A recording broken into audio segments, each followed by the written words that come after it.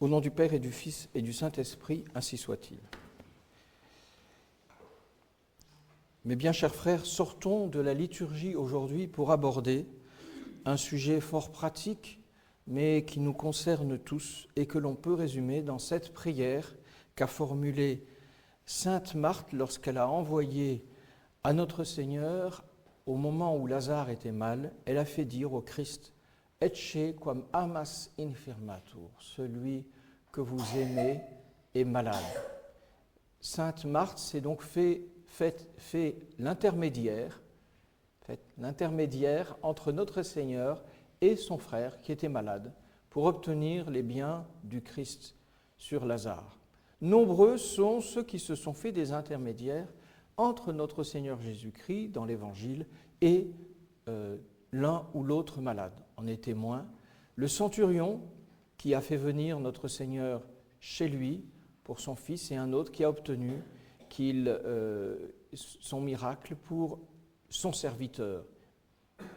Ainsi, non seulement notre Seigneur a l'attention de l'esprit et du cœur sur les malades, les infirmes, les handicapés qu'il croise tout au long de son ministère sur la terre, mais il nous montre dans l'Évangile des hommes en bonne santé qui se font l'intermédiaire entre le sauveur des malades et le malade. Et ces personnes en bonne santé, qui représentent finalement tous les fidèles de l'Église catholique, ces personnes en bonne santé disent à chaque fois à notre Seigneur « Tantum dic verbo » il suffit que vous disiez une parole et il sera guéri. « Quam amas infirmatur » voici que celui que vous aimez est malade. Eh bien, chers frères, les malades, il y en a parmi nous, il y en a dans toutes les communautés.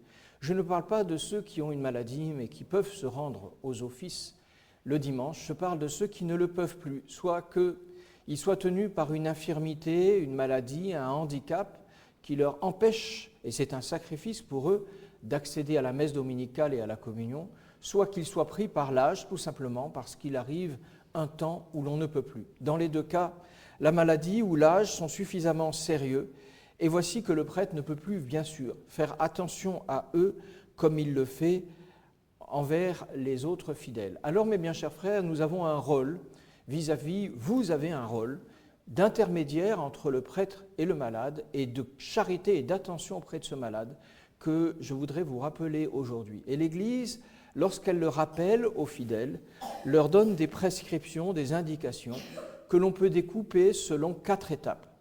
La première étape, c'est celle dans laquelle le malade, même s'il est infirme, n'est pas suffisamment malade pour voir arriver dans un terme assez proche sa mort. Ses jours ne sont pas en danger, simplement.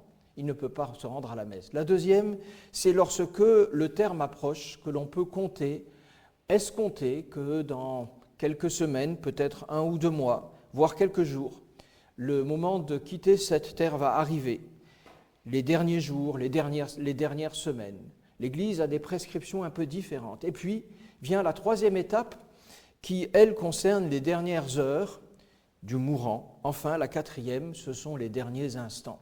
Et pour chacune de ces étapes, que faut-il faire ? D'abord, lorsque le terme de la vie n'est pas envisagé, au moins selon les apparences humaines, il faut prier pour eux. Et c'est la raison pour laquelle le prêtre, régulièrement, dans les annonces, vous tient au courant de la maladie de l'un, de l'infirmité de l'autre, de l'âge d'un troisième, pour que vous les preniez dans votre prière, pour que vous les assumiez, et que même si vous ne vous déplacez pas vers eux, même si le prêtre fait ce qu'il faut en termes sacramentels, au moins vous puissiez vous adresser au Christ et lui dire « Ecce quam amas infirmatur », que votre charité le recommande au Seigneur en vous souvenant qu'il a été à vos bancs de communion et en vous souvenant qu'un jour, peut-être, vous serez à sa place. Et puis, lorsque le prêtre ne le sait pas, il convient de le prévenir pour qu'il puisse aller le voir. Il est arrivé trop souvent, peut-être moins chez les catholiques pratiquants et encore moins chez les catholiques de tradition, mais il est arrivé trop souvent que le prêtre ne sache pas qu'une personne est malade et qu'il faut aller la visiter. On ne se soucie pas d'elle, par exemple, parce qu'elle n'a plus de famille proche. Je me souviens d'un jour où j'allais visiter dans un hôpital un vieux monsieur, il y a bien longtemps, dans un hôpital du 16e arrondissement, et ce monsieur avait ses lunettes cassées. sors de l'hôpital pour aller chez l'opticien, lui rendre ce service, et voici que je croise un autre homme qui me dit « Monsieur l'abbé, comme c'est bien que vous soyez là, pouvez-vous visiter ma mère ?» Sa mère était dans le même hôpital. Sa mère n'avait pas vu le prêtre, n'était pas allée à la messe depuis 3 à 4 ans. Et c'est maintenant, en me voyant, qu'il pensait à faire venir le prêtre. Il m'a fait quelques informations à son sujet, et c'était une fidèle de la paroisse que je desservais, que je n'avais jamais connue. Et voici que si je n'avais pas passé, à ce moment-là, sa mère serait morte sans les sacrements. Mais bien, chers frères, cela ne doit pas arriver, surtout lorsqu'il s'agit de personnes de notre famille. Nous avons l'obligation grave, lorsqu'une personne est dans cet état-là, au moins si elle ne peut plus aller à la messe, ne peut plus aller à la communion, de prévenir le prêtre. Et pour cela, il nous faut faire attention les uns aux autres. S'il y en a parmi nous, surtout qu'ils sont d'un certain âge, et auquel personne ne s'adresse, peut-être qu'il ne s'adresse à personne, qui passe à la messe comme entre les gouttes et que personne ne connaît, le jour où ces personnes sont malades, qui va se soucier d'elles? Qui avertira le prêtre? Faut-il que le prêtre ait la mémoire de tous et qu'il enregistre et qu'il fasse des fiches? Ne doit-on pas compter davantage sur la charité des uns et des autres qui s'anticipent par une attention, par une prise de connaissance, par un accueil les uns les autres, et puis qui s'anticipe par cette annonce faite au prêtre lorsqu'on voit que la personne est malade. Alors, bien sûr, parfois, lorsqu'une personne, même si elle est malade, elle n'a peut-être pas fréquenté la chapelle, n'est pas dans un état de santé encourageant, on voudrait faire venir le prêtre, mais il y a des malades réticents. Il y a des personnes qui ont été éloignées de la pratique religieuse.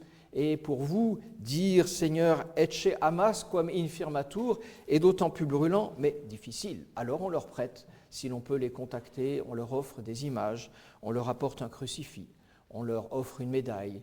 Beaucoup d'entre vous pratiquent le scapulaire vert, on prie pour eux, et puis on peut leur parler. Et lorsqu'on leur parle, il faut s'adapter aux personnes. Il y a des gens auxquels on peut dire les choses de façon très directe. Vous allez vers le terme de votre vie, vous avez besoin de vous confesser, vous avez besoin de recevoir l'extrême onction, vous avez besoin de retrouver une vie sacramentelle pour penser à votre éternité qui peut être de bonheur ou de malheur. Et il y a d'autres personnes auxquelles on ne peut pas parler dans ces termes sans fermer leur âme. Alors, il faut y aller plus délicatement et leur proposer la visite du prêtre pour qu'il vous dise un petit bonjour. Et l'on prépare le prêtre, et le prêtre commencera par un petit bonjour, et puis un petit au revoir, et puis ensuite un petit Ave Maria, et puis 5 petits Ave Maria, 10 petits Ave Maria, et la parole, et l'offrande, et le cadeau, et la gentillesse, et la prière, et petit à petit, les âmes s'ouvrent. Voilà cette première période, mes bien chers frères, dans laquelle le prêtre apporte aux fidèles les 2 sacrements que sont la confession et la Sainte Communion. Et puis, on arrive à la deuxième étape, souvent, parfois, il y en a certains qui les brûlent, ces étapes. On arrive à cette deuxième étape que sont les derniers jours, les dernières semaines, voire les derniers jours. Le premier devoir qu'ont les fidèles, si la chose, il en est besoin, c'est de prévenir les gens que leur dernier moment est venu. Même si ça n'est pas si fréquent qu'on le pense. On voit qu'il y a de fausses hésitations, des prudences mortifères, c'est le cas de le dire, des négligences, des indélicatesses du cœur. On ne veut pas blesser la personne en lui annonçant que la fin de sa vie est proche, alors on ne le lui dit pas, on le lui cache, on ne lui annonce pas la chose avec la clarté, peut-être les mots, la délicatesse des mots, mais avec la clarté nécessaire.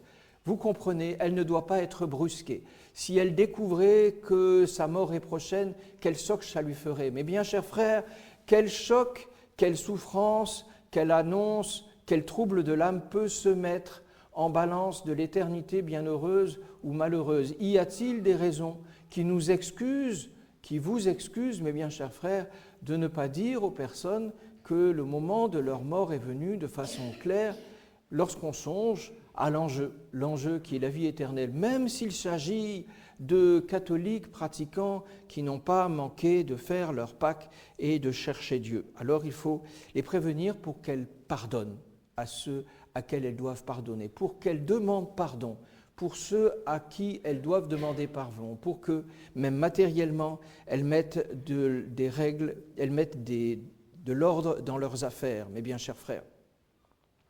On peut prier pour elles. Et dans cette deuxième étape, lorsque viennent les 12 jours et les dernières semaines, peut-être le prêtre apporte l'extrême onction, s'il ne l'a pas donné jusqu'ici. Il lui arrive de donner la bénédiction apostolique, ça n'est pas là votre tâche, mais c'est pour information que je vous le dis. Et enfin, il leur apporte le viatique. On pense que le viatique n'est rien d'autre qu'une communion faite pour le grand passage, c'est presque la dernière ou l'avant-dernière communion. On pense souvent, et lorsque le rituel, on le regarde trop superficiellement, on peut se tromper de la sorte qu'il n'y a guère de différence entre le viatique et la communion. Viatique vient de via, via qui signifie chemin en latin, c'est simplement le Seigneur qui vient vers vous pour que vous fassiez le dernier passage. Si l'on scrute, mes bien chers frères, non seulement les siècles de foi, mais même les indications de l'Église et les meilleurs auteurs à ce sujet, on se rend compte que le viatique n'est pas qu'une communion dernière ou quasi-dernière. Le viatique a un rite particulier parce qu'il implique toute la communauté religieuse. Et le désir de l'Église, même si ce désir maintenant n'est quasiment jamais réalisé, le désir de l'Église, c'est que lorsque le prêtre va apporter le viatique, c'est-à-dire la dernière communion aux communiants, il la donne avec un luxe de cérémonie particulier qu'il ne donne pas lorsqu'il apporte la communion de façon mensuelle. Quel est ce luxe ? On demande à ce que les ministres soient plus nombreux. Et dans les temps où on était dans les villages, la communion était soutenue par le dé, était protégée par le dé, et surtout, c'était une communion de communauté, comme une communion solennelle, car la communauté était invitée dans son ensemble à venir assister à la communion de celui qui allait la quitter. La communauté chrétienne avait communié dimanche après dimanche. Et il allait s'en séparer, eh bien on allait faire comme au bon vieux jour, on allait assister à sa communion. Et il y a des fidèles qui accompagnaient le Saint-Sacrement jusqu'à la maison du malade. On raconte ces images qui restent dans la mémoire des anciens, où les fidèles se tenaient sur l'escalier qui montait à l'étage ou devant la porte, et puis quelques-uns, la famille, les proches, assistaient à cette communion donnée dans le lit de celui qui agonisait. C'était la communion du grand départ. C'était la fête des adieux, c'était le reste de ces époques de foi dans lesquelles on pouvait embrasser ceux qui avaient partagé la table de communion pendant tant d'années. Vient ensuite la troisième étape, mes bien chers frères, on n'est plus dans les dernières semaines ou dans les derniers jours, on est dans les dernières heures. Alors cette fois-ci, que demande l'Église ? Elle demande que les parents, les proches dressent sur une petite table une nappe sur laquelle on aura posé 2 cierges, ces cierges qui apportent la lumière de la chaleur, la lumière de Jésus-Christ, et puis un peu d'eau bénite aussi, un crucifix bien sûr, autour desquels sont disposées les 2 petites bougies, et puis l'on prie autant qu'on peut, on parle bien sûr, on fait silence de temps en temps, mais l'on prie, l'on récite ces prières qui sont prévues dans le rituel et dans les différents missels qui sont distribués, sont à la disposition des fidèles. Il y a une grande liberté de prière pour les malades lorsque leurs derniers jours vont arriver, mais lorsqu'on en est vraiment aux derniers jours et aux dernières heures, alors l'Église a prescrit un certain nombre de prières qui sont indiquées comme les prières des agonisants ou alors la recommandation de l'âme. Vous les connaissez peut-être, mes bien chers frères, si vous avez ouvert vos missels, et dans le missel Clovis, dans les pages 2000, elles y sont bien, traduites du rituel. Vous les connaissez, ces prières qui sont pour certaines très belles, ces litanies qui sont prononcées, ces oraisons, et très fortes, tant et si bien que certains hésitent à les prononcer. Lorsqu'on dit à une âme « âme chrétienne, sors de ce corps, va vers ton Sauveur, va vers ton Seigneur qui t'attend, celui qui est mort pour toi », alors parfois on hésite parce qu'on songe que cela pourrait brusquer l'agonisant. On ne pensait pas ainsi au siècle de foi, car rappeler à l'âme qu'il fallait qu'elle sorte, c'était lui dire qu'elle n'était pas faite pour la vie d'ici-bas. Et c'est peut-être avec une certaine désolation et un certain regret que nous devons constater nos hésitations à nous devant ces prières qui sont pleines de foi et dans lesquelles on recommande la contrition, l'humilité, l'abandon, l'espérance. Ensuite, mes bien chers frères, viennent les derniers instants. Et dans ces derniers instants, la personne va rendre son dernier soupir. Il arrive qu'on assiste au dernier soupir d'un mourant. cela dure quelques minutes, l'Église invite tous ceux qui sont là à se mettre à genoux. Et c'est une bonne habitude, on se met à genoux au pied du défunt. Ce n'est pas devant lui qu'on se met à genoux, c'est devant le Seigneur, mais afin que la prière soit plus insistante.